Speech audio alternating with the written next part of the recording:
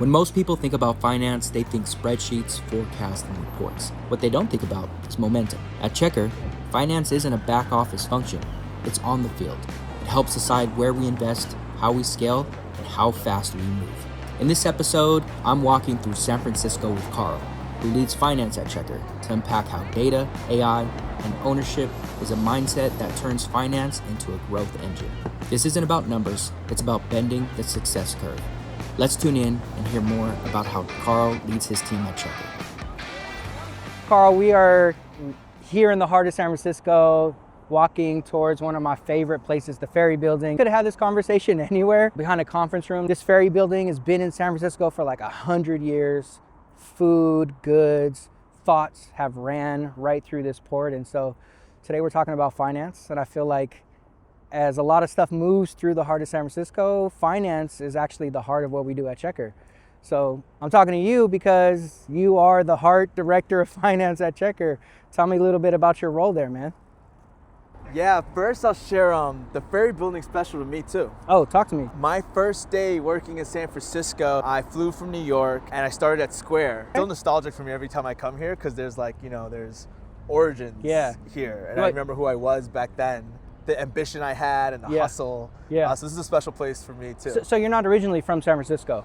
No. I'm originally from New York. I grew up in Harlem and the Bronx. But similarly, when I do go back home, it's just always good to remember where you came from. Yeah, and totally. A lot's gone into, a lot of blood, sweat, and tears has gotten me to where I am today. So you started at Square when you first came here? Yeah, that was my first job in tech. So I started my career a more traditional path. Okay. I was an investment banking analyst at Goldman Sachs. Wow. And then I was an investor at the Carlyle Group. So two premier finance institutions. In New York. Okay. San Francisco, and DC. Okay. I feel like my sweet spot that I learned over time is when companies have a high degree of product market fit, and I come on to try really truly figure out how do we commercialize this? How do we scale it? How do we get the customers, the market share, the revenue, go public? So I guess the natural follow-up question is why Checkr? I was in a stage of my life where you start kind of getting that curiosity, should I be trying something new? Should I try something else? I kind of had that bug. And I actually ran into my old friend and manager, Jen, at brunch. And we were talking about Checkr, and I loosely knew the business. Yeah. I knew how it gone through Y Combinator. I seen a few articles about it. Knew nothing about the background check space, but I was curious. Sure. And when we started talking, what I really appreciated was the diversity of the business, the scale of the business, and the success of the business, So I've been at Checkr about 2.5 years. 2.5 years. And I remember at the time, what I loved about the space was this use case is something that companies have to do. Sure. This, background checks and identity screening is something that's either a regulatory requirement or fundamental. If I'm a leader of an organization that has my employees driving to other people's homes or taking care of children or the elderly, or even with as AI becomes more popular, who is actually contacting me? What I want to really understand is is this safe? Is this a safe transaction, making an informed decision? I was this makes sense to me.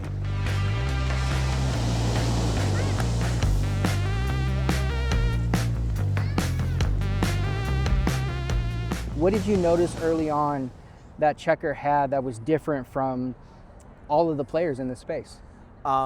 Being a foundational layer in terms of having the actual data. Yeah. In this day and age, especially now we're seeing this AI wave, owning the data, having first degree access to the data matters. So when you think about checking someone's identity, where they went to school, where they worked, is there a criminal history, driving history, drug tests, all the different ways you could assess someone's identity, that's coming from all different types of institutions and third parties. Sure. Some of it's government, some of it's corporate related, but however bringing all that together in one platform, I was hey, these guys have built something that didn't exist, and you can see it in their growth rate.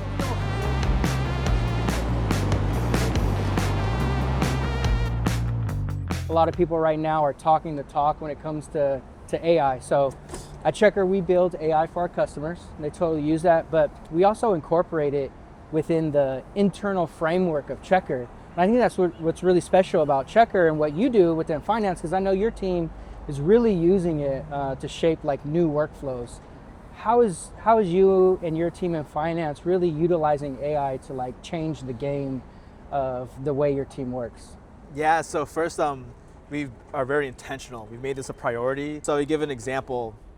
One of the teams I lead is our deal desk team.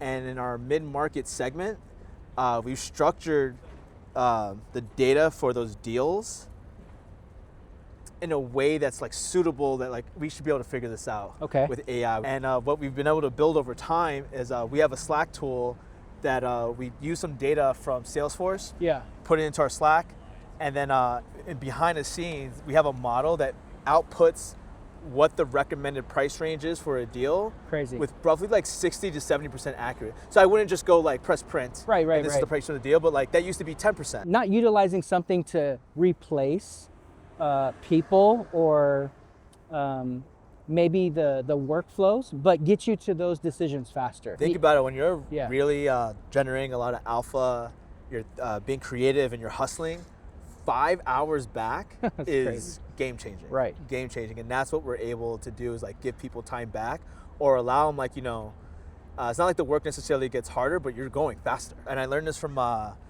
Jeff Weiner when I was at LinkedIn. A rocket ship, you're moving fast. But if you're like a couple of degrees off in that trajectory, you could land somewhere very far from where you're trying to go. So I think that's where my team comes in big time, is like looking at all of our internal data, external data, thinking about the structure frameworks for like, where do we want this trajectory to go? And then thinking of it like honestly like a machine. Like, what are the levers that need to be pulled to keep us moving on that trajectory? And how do we know if we're on it? What is the uniqueness of your approach within finance at Checkr? Everyone on our team, like, we are part investor, part alpha generator, part operator.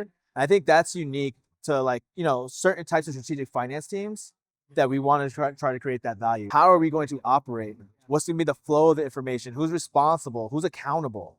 How is the system run? And now we have a system that's really clean, really run, that independent pods can go achieve success without the burden of like senior executives having to be involved in everything. They have independent decision making. A lot of our goals, as much as they come tops down, a lot of our goals also come bottoms up. Would you say that there is like this overarching theme of Checkr Finance that is like this mini mission within your team that you guys drive and force? Like, what is that mantra if you were to like capsulate it? Like, hey, Checkr's on a certain success curve. What are the things that we uniquely bring to the table that can inflect that success curve? And that's what I want to think about. Like, everything we do should be in service of that. Love it.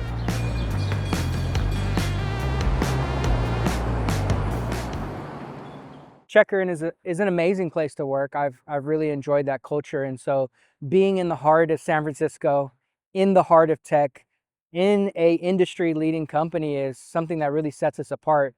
I just gave a ton, like, what should candidates really be excited about when it comes to these type of roles that you're hiring for? It's a really complex business. I give people on my team a wide latitude to figure out how to create alpha. And I know I keep saying the same thing, create alpha, but like, that is literally the DNA of our team. I'm not just like giving people tasks or things to do. Like, hey, you're responsible for this coverage areas. People say like, think like I own my home, and if I want to do something to it, I go do it. I want folks to think about their business like that, and like work with their partners on how to grow. Awesome, man, such a good conversation. I can't wait to see where your team grows over the next year, and we'll have to come back and have another conversations like this somewhere else in the city. Jeff, my man, I appreciate it anytime, my man. All right, good to see you, Karl.